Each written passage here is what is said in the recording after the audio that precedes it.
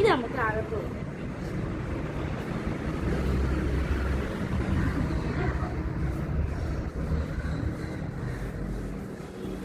എടാ എനിക്കൊരു പാവ കിട്ടി.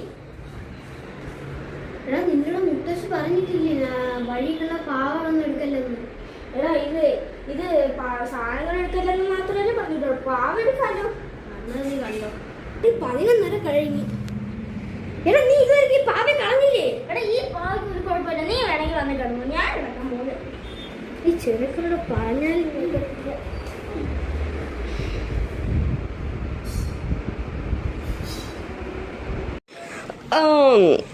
ഇത്ര വെള്ളം കുടിച്ച ആ പാവയെ കൊണ്ട് വെച്ച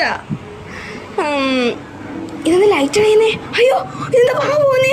കാശി കാശി എണിക്കടാ, പാവ പോകുന്നടാ, എടാ എണിക്കടാ, അയ്യോ അമ്മച്ചി അമ്മച്ചി.